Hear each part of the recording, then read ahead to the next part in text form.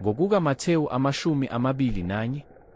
Kwathi ukuba basondele eJerusalema, sebefikile eBethfage ngasentabeni yeminqumo, uJesu wathuma abafundi ababili, wathi kubo, hambani niye emzaneni obhekene nani, niza kufumana masinyane imbongolo ikhulekiwe nethole linayo, zithukululeni, nizilethe kimi. Uma umuntu esho utho kini, anothi, iNkosi iyazidinga, uyakuzithumela masinyane. Kepha lokho kwenzeka ukuba kugcwaliseke okwashiwo ngumprofethi othi, yishoni kuyo indodakazi yaseSiyoni, ukuthi, bheka, iNkosi yakho iza kuwe, imnene, ikhwele embongolweni, yebo, etholeni, inkonyane yesilwane esiboshelwayo. Abafundi bahamba, benza njengokuba uJesu ebatshelile, baletha imbongolo nethole, babeka izingubo zabo phezu kwazo, wahlala phezu kwazo. Iningi lesixuku lendlala izingubo zalo endleleni, kepha abanye bagawula amahlamvu emithini, bawendlala endleleni. Izixuku ezazihamba phambili nezazimlandela zamemeza zathi, Hosiyana kuyo indodana kaDavide. Ubusisiwe ozayo egameni leNkosi. Hosiyana kweliphezulu. Kwathi esangena eJerusalema, umuzi wonke wanyakaza, wathi, ngubani lo? Izixuku zathi, lo ungumprofethi, uJesu waseNazaretha laseGalile.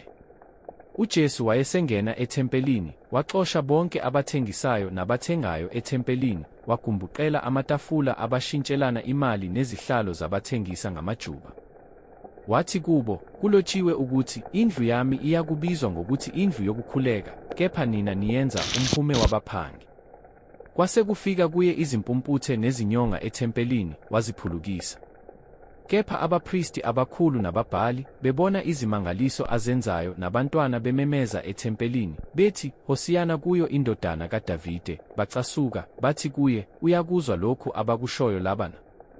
uJesu wathi kubo, yebo, anizange nifunde yini ukuthi, emlonyeni wezingane nowabancilayo uzilungisele indumiso? Wayesebashiya, waphuma emzini, waya eBethaniya, walala khona. Kepha ekuseni esebuyela emzini walamba. Wabona umkhiwane owodwa ngasendleleni, weza kuwo, akafumananga lutho kuwo, amaqabunga odwa. Wayesethi kuwo, akungabe kusavela sithelo kuwe naphakade? Umkhiwane wabuna khona lapho. Bekubona lokho abafundi bamangala bathi, umkhiwane ubune kanjani masinyane na? uJesu wayesephendula, ethi kubo, ngiqinisile ngithi kini, uma ninokukholwa, ningangabazi, aniyikwenza okomkhiwane kuphela, kodwa noma nithi kule ntaba, ngukuleka, uphonseke elwandle, kuyakwenzeka. Nakho konke eningakucela ngokukhuleka nikholwa niyakukwamukeliswa. Kuthe engena ethempelini, kweza kuye abaphristi abakhulu namalunga esizwe, esafundisa, bathi, ukwenza lokhu ngagunya lini na? Futhi ngubani okunike leli gunyana? uJesu waphendula, wathi kubo, nami ngizakunibuza izwi libe linye, uma ningitshela lona, nami ngizakunitshela ukuthi ngenza lokhu ngagunya lini. Ukubhaphathiza kukaJohane kwavelaphi ezulwini nokuba kubantu na? Bakhulumisana bodwa, bathi, uma sithi, ezulwini, uzakuthi kuthi, pho, anikholwanga nguye ngani na? Kepha uma sithi, kubantu, siyasesaba isixuku, ngokuba bonke bathi uJohane ungumprofethi. Base bemphendula uJesu, bethi, asazi. Wayesethi kubo naye, nami anginitsheli ukuthi ngenza lokhu ngagunya lini. Kepha nithini na?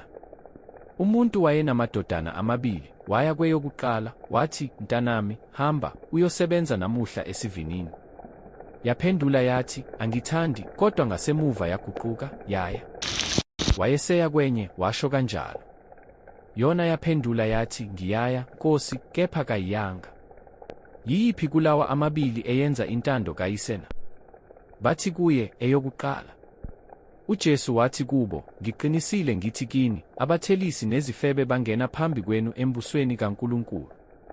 Ngokuba uJohane weza kini ngendlela yokulunga, anikholwanga nguye, kepha abathelisi nezifebe bakholwa nguye, kodwa nina, khona nikubona, aniguqukanga nakamuva, nize nikholwe nguye. Yizwani omunye umfanekiso. Kwakukhona umuntu, umninindlu, owatshala isivini, wasibiyela ngothango, wemba khona isikhamo, wakha isiqongo sokulinda, wasiqashisa kubalimi, waya kwelinye izwe.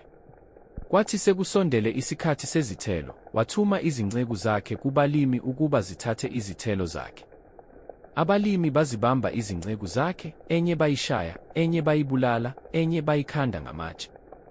Waphinda wathuma ezinye izinceku eziningi kunezokuqala, benze njalo nakulezo. Ekugcineni wathuma kubo indodana yakhe, ethi, "Bayakuyazisa indodana yami." Kepha kwathi abalimi bebona indodana, bakhuluma bodwa, bathi, "Lo uyindlalifa, wozani siyibulale, sidle ifa layo."